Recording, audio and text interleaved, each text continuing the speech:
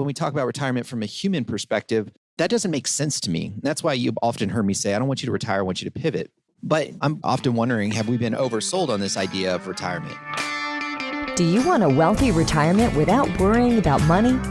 Welcome to the Retire in Texas podcast, where you will discover how to enjoy your faith, your family, and your freedom in the state of Texas. And now, here's your host, financial advisor, author, and all-around good Texan, Darryl Lyons. Hey, this is Darryl Lyons, CEO and co-founder of PAX Financial Group, and you're listening to Retire in Texas. This information is general nature only. It's not intended to provide specific investment, tax, or legal advice. Visit paxfinancialgroup.com for more information. Hey, and if you want to meet with one of our advisors who do have hearts of a teacher, then go to our website and connect with us, and you'll schedule a 15-minute conversation just to see if it's a good fit. And it's usually over the phone. It can be Zoom, but just a really good way. Just say, hey, here's what I'm looking for. Tell me if you can help with this. If not, no problem. But that's just a really easy way just to see if this is a good fit. So it's a connect button at paxfinancialgroup.com for more information. So I mentioned this before, but when we define retirement, by definition, it means the disposal of an asset when it's no longer useful. So that's what retirement means. Retire. I'm going to retire something. I'm going to retire a piece of equipment.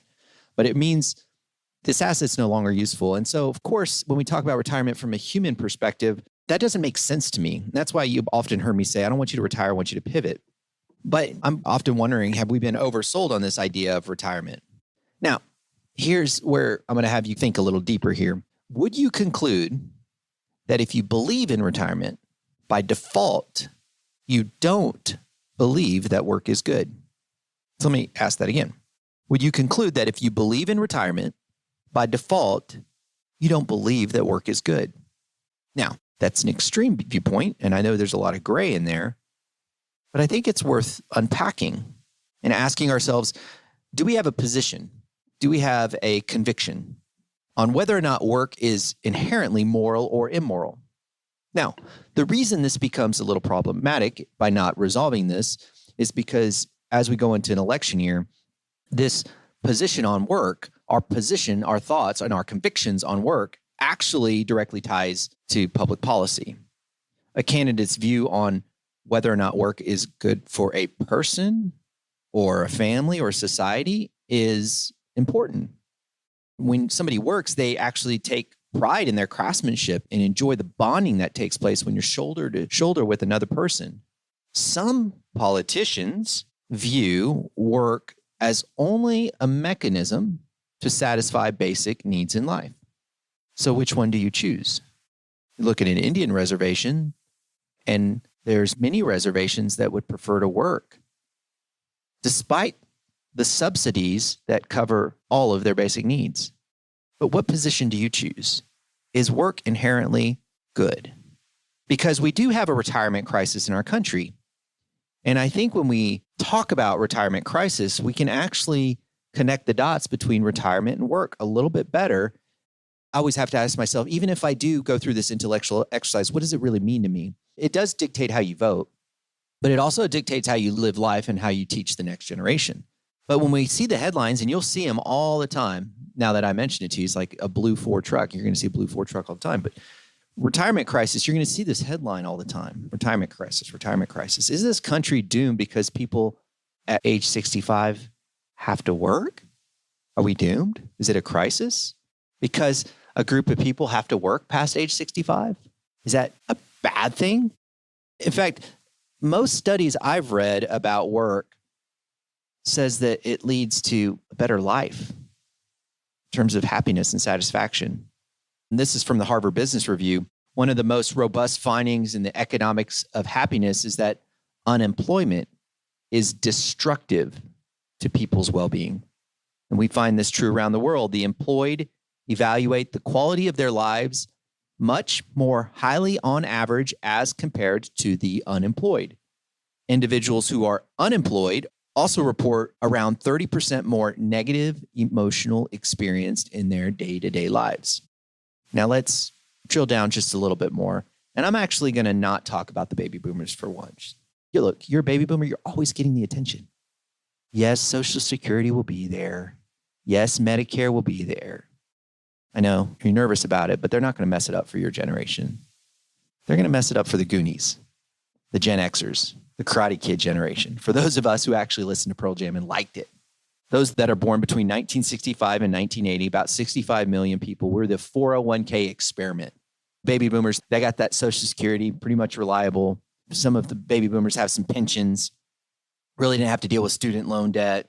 Some of them work for the sheriff department or the post office, get a nice income, didn't overextend themselves, did pretty good with their money. Again, not everyone, but juxtapose that with the Gen X, kind of an experiment on retirement.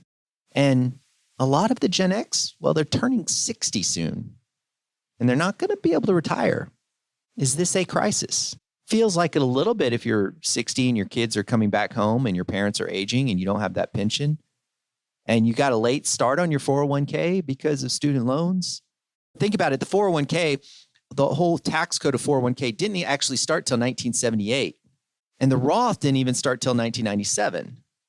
So the experiment is still like, okay, we are just now realizing as a generation that cashing out your 401k to buy a car was probably a bad idea.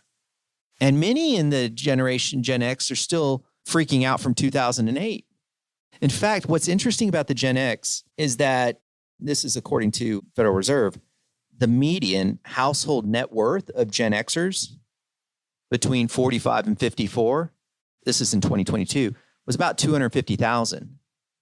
And if you measure that against the baby boomers in that same age group at the same time of life, it's 7% lower. So you don't normally see a decline in net worth from one generation to another, but we're seeing it. Baby boomers are wealthier than Gen Xers. So do Gen Xers have a retirement crisis looming? It's a crisis if you think work is bad.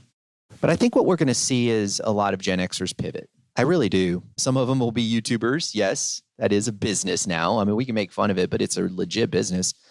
Is there longevity in it? That's a question. Because once the fad runs out, what do you do? But it is a business. Consulting. Consulting's very much a niche. Going back to school is very much an option. Gen Xers may not be able to retire.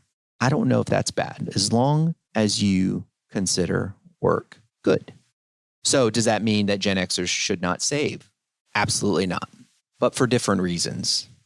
I'm convicted that Gen Xers need to save, and I don't know if I would have had that same level of conviction when I first started, but based on my experience now, it's so important.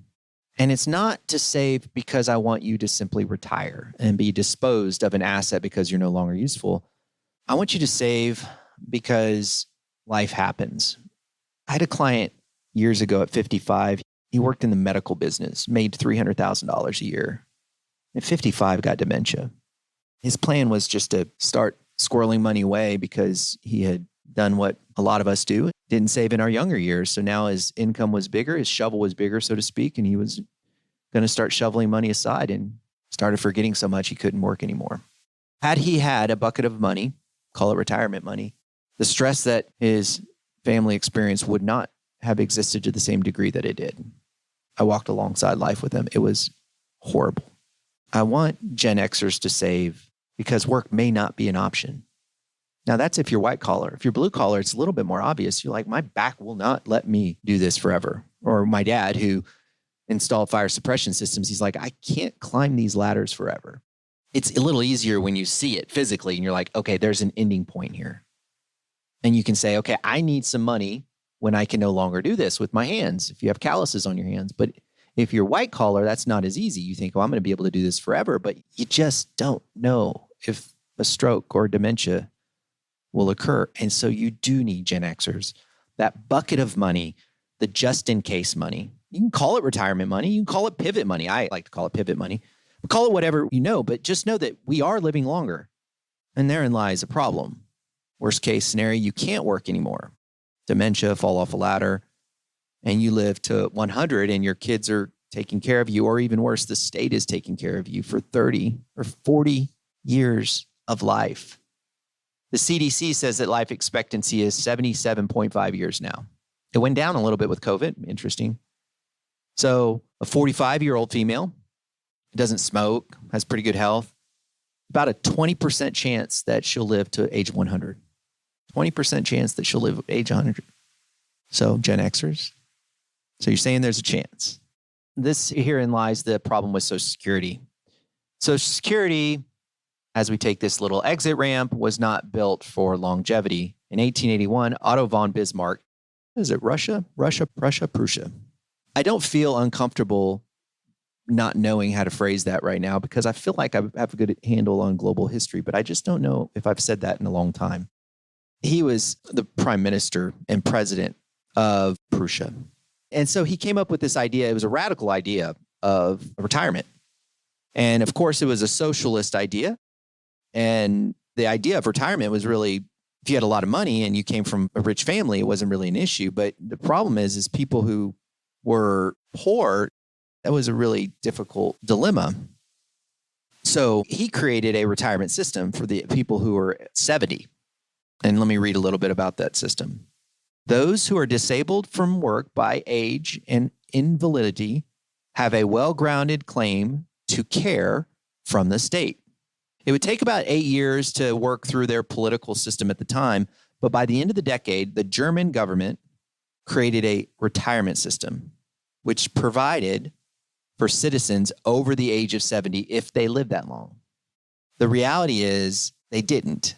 So many people who were under this original system didn't get much in benefits, maybe a couple years. By the way, Social Security was built on the backs of Otto von Bismarck. The system was designed for a few years. Now we're talking 30 or 40 years. The system was not really designed for you to quit working and be retired to be disposed of. We are called to keep and cultivate the garden, and that has not changed.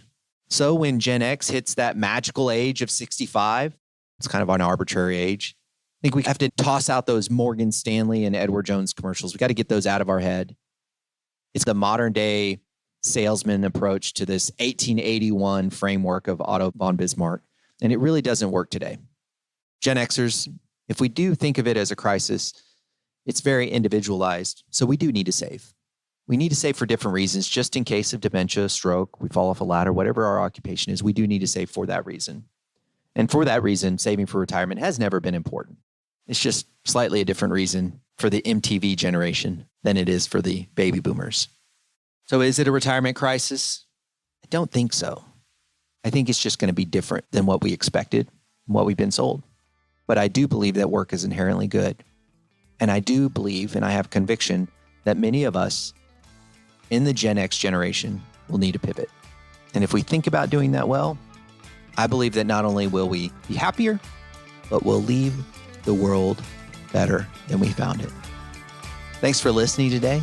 And as always, you think different when you think long-term. Have a great day.